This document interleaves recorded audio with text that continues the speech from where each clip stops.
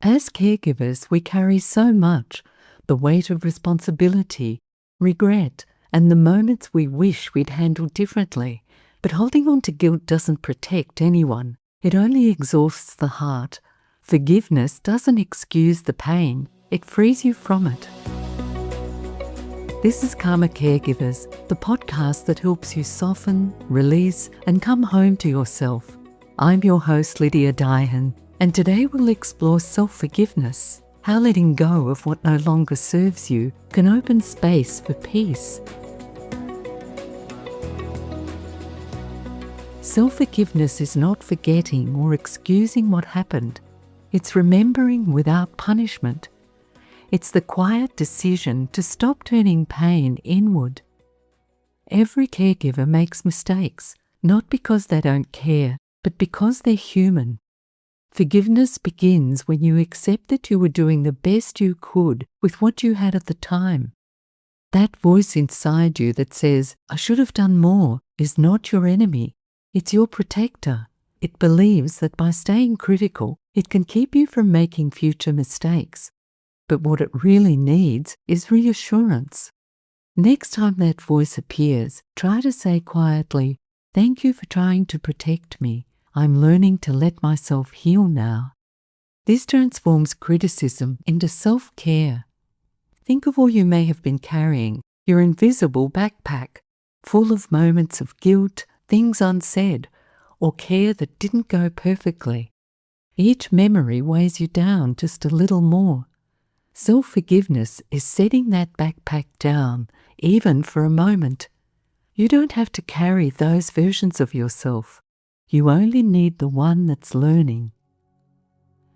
Let's take a moment to reflect. Inhale gently and exhale.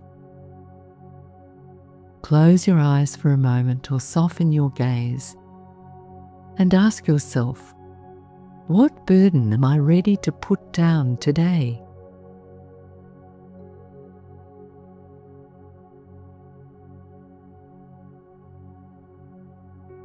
It might be guilt over losing patience, or sadness over something you couldn't change. Imagine setting it down beside you. No judgment, just release. Feel how your body responds when you decide to stop carrying it.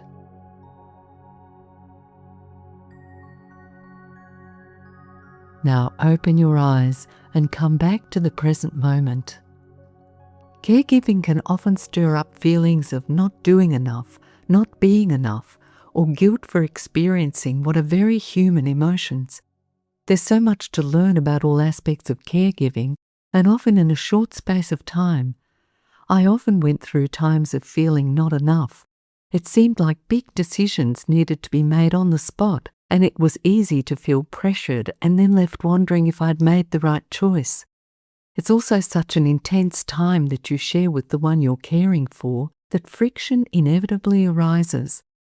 My mum's dementia was a roller coaster. Sometimes her mind was clear, and at other times she became foggy or confused. A typical morning might begin calmly.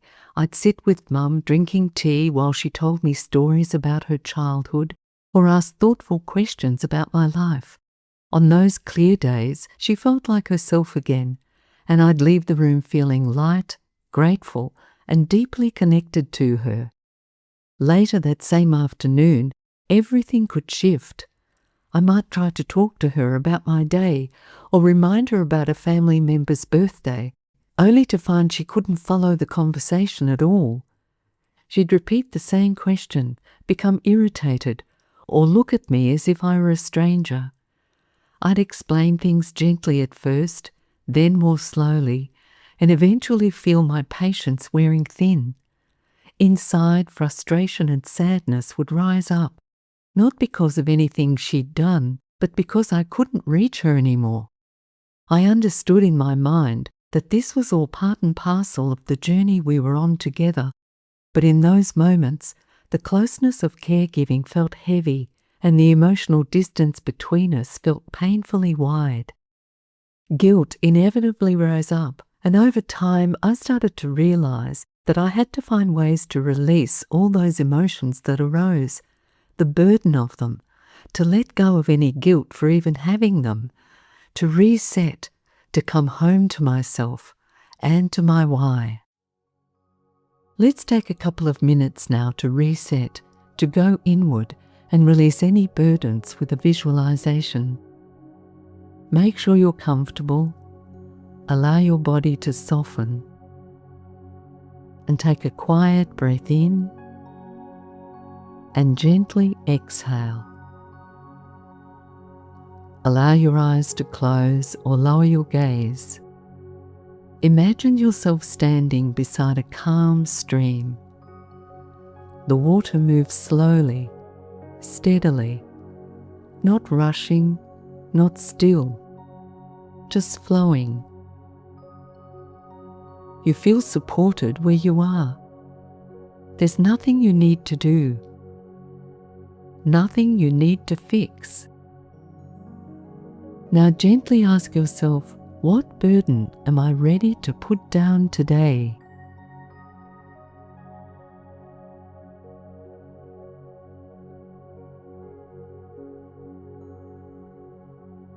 It might be guilt, sadness, or the weight of feeling like you should have done more. Whatever comes to mind, allow it to take shape.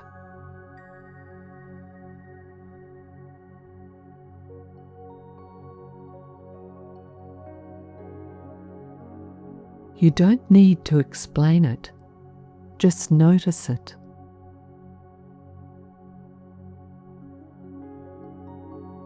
Now imagine this burden becoming something you can hold, a stone, a leaf, a small object resting in your hands. Feel its weight for a moment. Acknowledge how long you've been carrying it. And when you're ready, slowly move your hands towards the stream. Gently place the burden into the water. Watch as it touches the surface and begins to drift. The water doesn't judge it. It doesn't resist it. It simply carries it onward.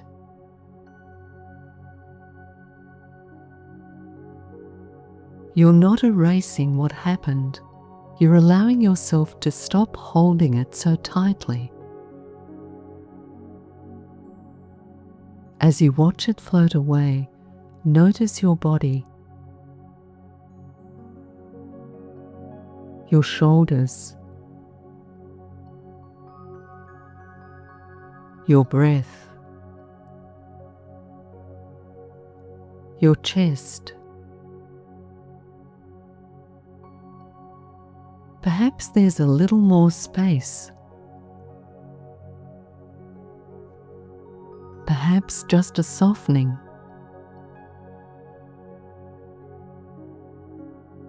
Now place one hand over your heart and quietly offer yourself these words. I did the best I could with what I knew at the time.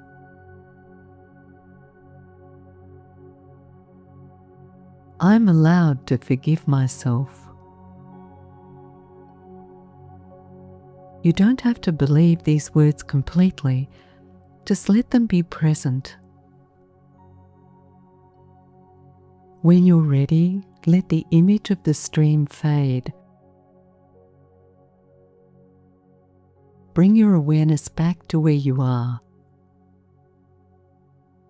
Now take a slow breath in and a gentle breath out. Open your eyes if they were closed.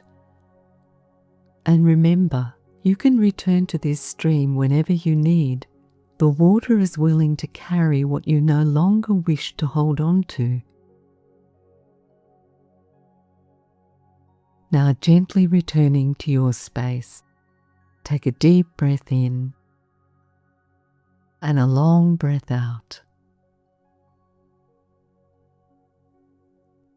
Another way we can offer ourselves self-forgiveness is by writing a short letter beginning with "Dear me" and allowing the words to flow. Acknowledge what you've been holding. Offer yourself understanding and end with "I forgive you for being human. I release you with love." You never need to share this letter. It's a private act of kindness that creates closure from within. Let's move to an affirmation now. Take a steady breath in and let it go slowly. And say quietly to yourself, "I forgive myself for what I didn't know then."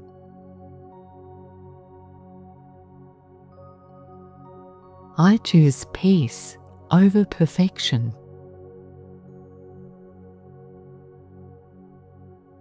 Self-forgiveness is not weakness, it's how strength learns to rest. If this episode resonated with you, please share it with another caregiver who may be holding on too tightly to their own past. And if you feel like you need more support, check out the show notes for the Care Command Journal, your go-to caregiver resource, as well as the Karma Caregiver programs for body, mind, emotions, and spirit. And if this episode supported you, I invite you to subscribe to Karma Caregivers so new episodes arrive when you need them. And if you have a moment, leaving a short review helps other caregivers find this space too. Thank you for listening to Karma Caregivers.